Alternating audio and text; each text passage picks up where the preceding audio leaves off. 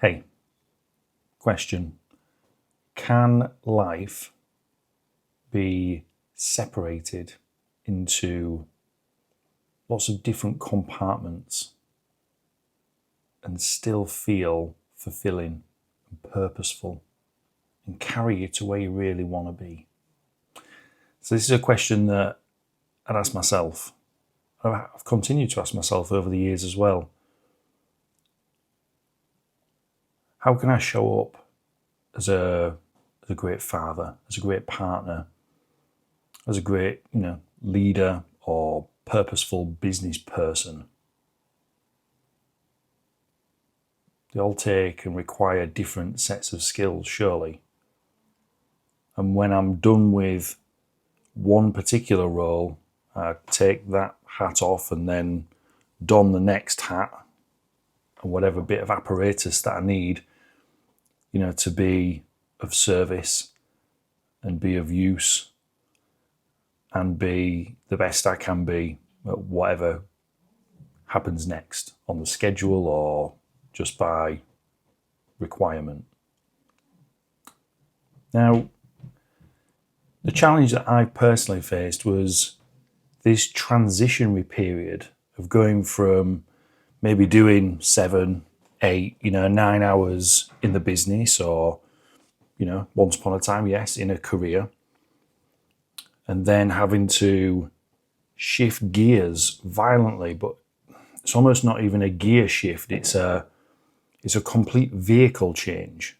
It's like you have to stop that vehicle, pull the handbrake, make sure the vehicle's okay, depart the vehicle, lock it, make sure where you've parked it is safe, and then go about finding where the next vehicle is.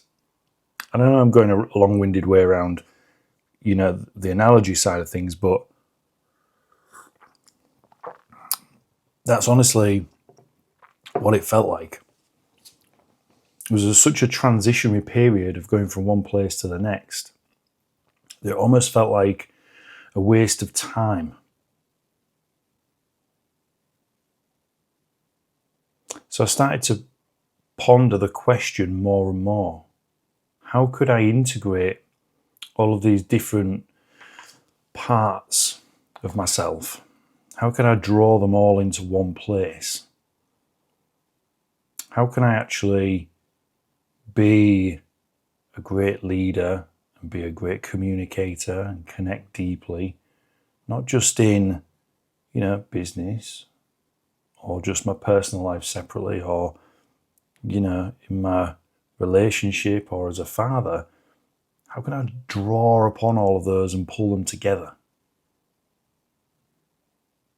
Because there's a lot of great attributes and characteristics, I believe, about all of us, of how we do well, what we do great, amazing, or beautifully, or wonderfully in all of those different roles.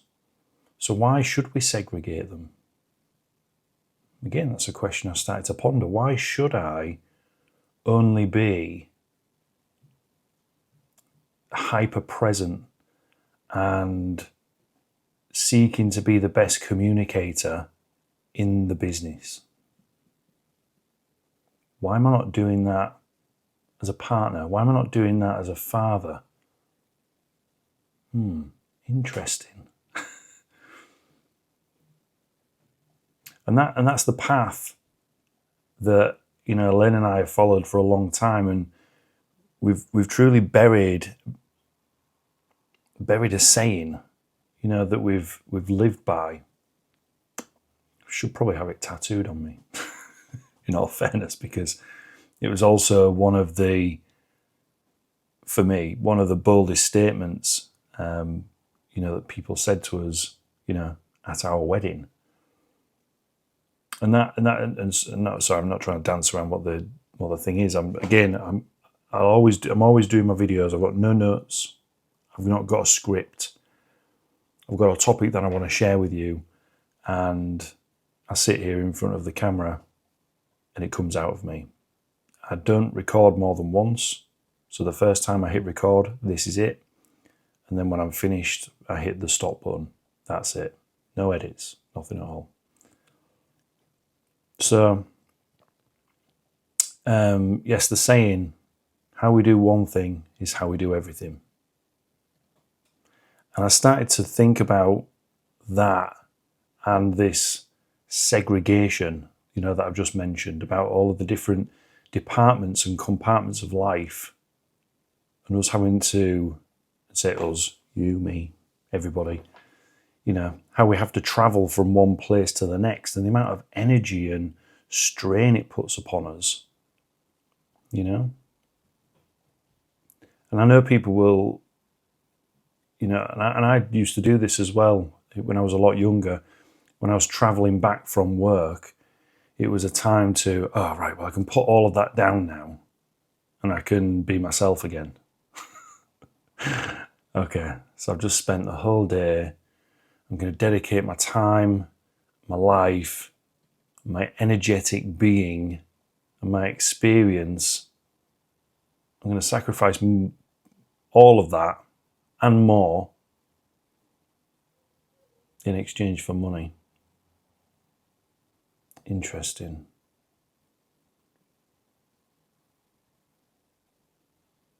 And there's a saying, right? I can't remember exactly how it goes, but it's along the lines of just be yourself because everyone else is taken.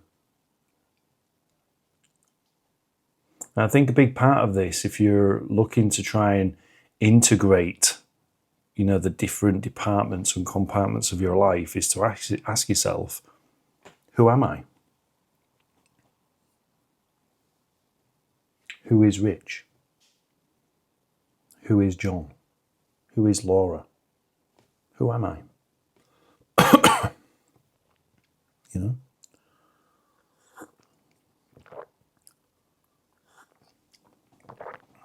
Because, and sometimes you have to really sit with that. Sometimes you have to really spend some time thinking. If it's been a while, and if you've departed from yourself and your true nature for some time, then don't be afraid to repeatedly ask yourself the same question.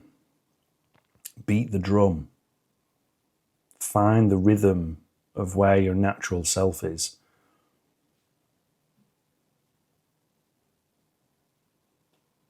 Because that's where you'll start to find the answers to how much change and segregation you've actually incorporated into your life.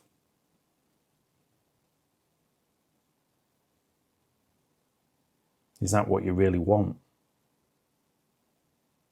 Is that how you want to continue living your life? For me, drawing back onto my own experiences, having to go from one mode to the next, to the next, to the next, with this belief that, I had to be a certain someone or a certain something in all of those different places, was energetically, emotionally, and physically draining. Like empty tank all the time. All the time.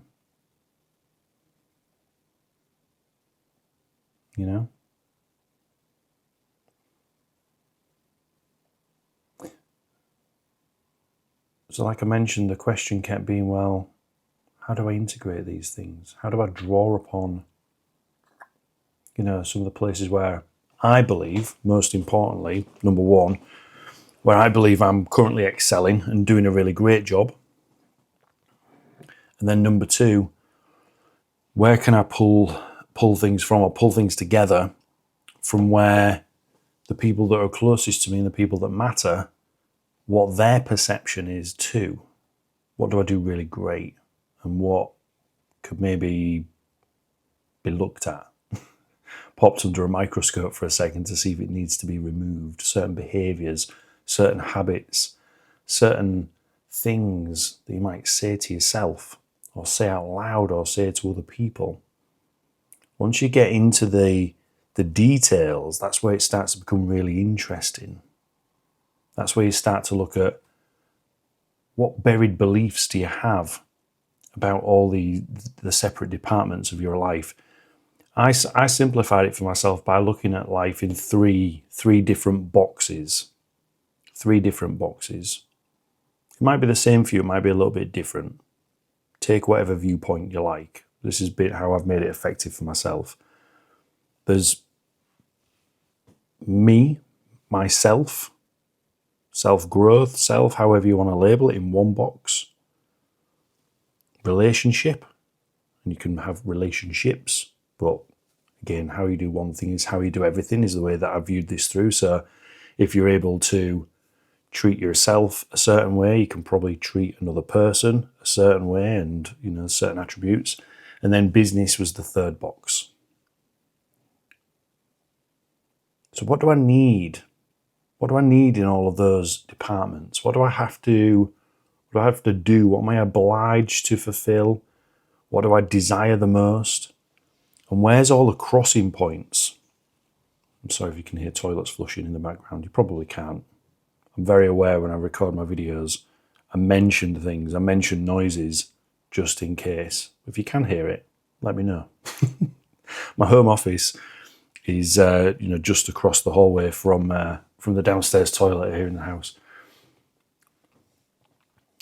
So yeah, how do we begin to look at the crossover points, within each of the departments? What is it that you want? What do you desire?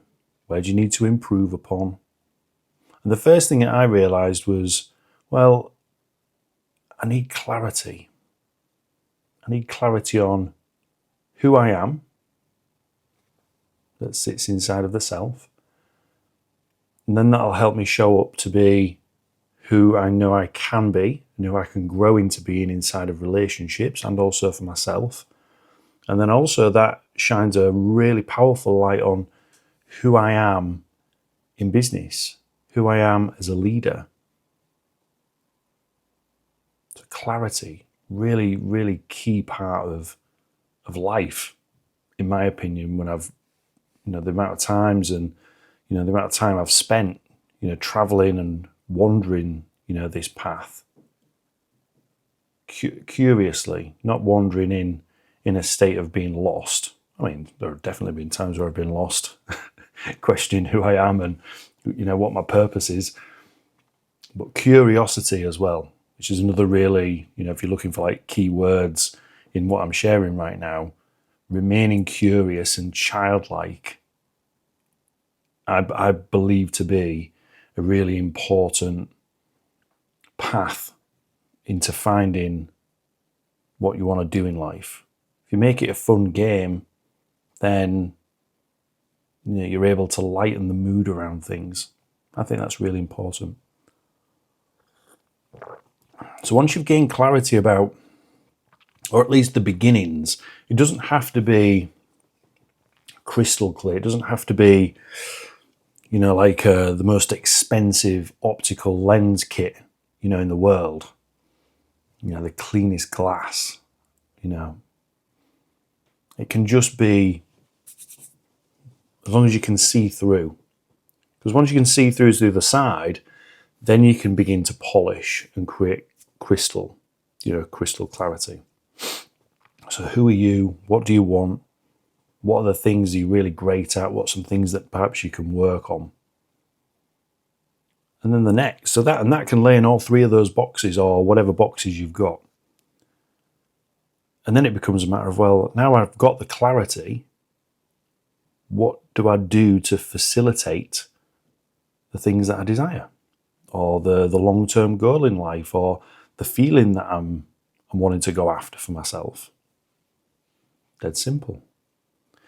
And a lot of the time, I would say a huge portion, I don't know percentages, I'm going to use words and descriptors.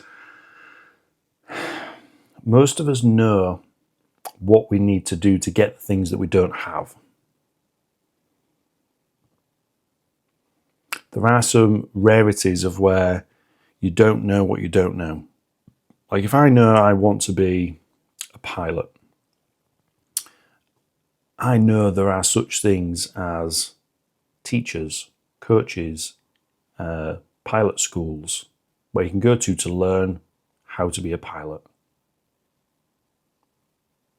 But what if there's something that I think I want right now, but behind it, there's things that I don't know that I don't know? Then what? Well, that's the part of the journey of life. Finding out this stuff as you go. But I will say, most of these things, like breakthroughs, aha moments, light bulb moments, they happen when you're daring enough to ask the questions about who am I? What do I want? And you're able to sit with it on repeat. Like a young kid obsessed with a soundtrack or a game or something that you just don't want to put down. Mine was a guitar when I was younger, and skating, around about the same point in my life. I would just do those same things obsessively over and over again for hours and hours and hours because I wanted to master them. And I love doing them. And you have to do the same thing and find that childlike energy and that enthusiasm and that gameplay when it comes to asking yourself and finding out, who am I? What have I got to, what do I have that I can contribute to the world, to the greater good? It's great questions to ask yourself. So yeah, clarity, action, and then solidification. Because down the path of action and figuring out, well, now I know I want this, then I actually have never tried to get this thing before. So you might have to try a few things. You might have to experiment. You might have to try 10, 15, 20 different things in order to get the thing that you want. But you know what? That's okay. It's okay to try some stuff. And do you know what's even better? To fail. To fall flat on your face. That's also part of the fun, Might not feel like it at the time, but those, hitting the floor so hard and rattling your bones and sometimes knocking your head and you're scraping your knees on the gravel, those are all really pivotal moments in what creates who you are. Because how you learn from those moments during that action phase is then what gives feedback to who you actually are. Because you'll find out who you are during that phase.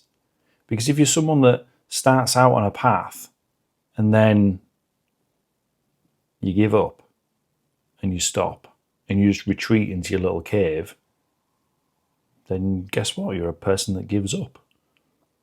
But that's also okay to find out. Because then you really know, well, I thought I was this person, but actually I'm a lot more scared than I believed I am. Okay, so I've got some work to do. Unless you want to remain that way, and that's totally okay too. But that's where you find out who you are, by taking the action, not just by theorizing, not by just listening to podcasts and reading books, but by going out there. Who am I? What the hell do I want? This is what I'm going to do about it. And it won't be the first try. It might be. If you're one of those people that passed your driving test on the first go, then it might be you. But if you're anything like me, was mine the second? Second. Yeah, I think it was second attempt. Might be your second attempt. Could be third, fourth, fifth. Who gives a shit? Nobody. Nobody gives a shit. And this whole thing as well, finding out who you are and going after what you want, who's it fucking matter to anybody else? Number one, it's none of their business. Number two, everyone else is too occupied with their own lives and their own fears and their own concerns to give two flying fucks about you. But that's a benefit. That's a massive benefit. Because all of a sudden, maybe what you thought about trying something new and trying to be someone else that you're not right now, or grow into a certain part of your life, well, what will they think about me? And what will that, group of people, and what will all those people that I grew up with think about me? All right, well, they might have an opinion and they might have a little chit chat about you behind your back, but does it matter? Nah, it doesn't matter. What matters is you getting started. What matters is when maybe you do fall face down, you get yourself back up and you have another go. Because that's the only way you're going to get to that vision and that bit of clarity that you initially stumbled across. So, let me collect my thoughts for a second and just reroute back to the original purpose of this video. Original purpose was we were talking about how I began to ponder and ask the same question over and over. Why is it taking me so much energy to transition through all of these compartments or departments of my life? Why can I not integrate all of these places and use all of the great characteristics and experience I've got and just put them all into one big melting pot? Why not? Why do I have to be one person here and a different person there and someone else here? Almost unrecognizable in every fucking department of my life. Why? Why does that have to be? It doesn't. You can make your own rules. Because if this doesn't resonate and you genuinely enjoy being a different person, different parts of your life, I couldn't be happier for you. I couldn't be happier for you. But if on the flip side, you were thinking a little bit more along the lines of, how I did, a long time ago, how we do one thing is how we do everything. So why can't I draw upon all the life experience I've got and all the business and career experience and relationship experience and just put it into one pot? So I can have this smooth, transitionless and frictionless experience. Why can't that be? Well, you can. It's really simple. And if you follow a little bit of that sort of framework that I just shared with you a few moments ago, you might be well on your way to trying something a little bit different to maybe what you've been doing for a very long time. Something to think about. I know I've not given you a lot of answers today, but instead maybe just giving you a little bit something to chew down on, something to ponder. And that might be exactly what you needed. I'll see you soon.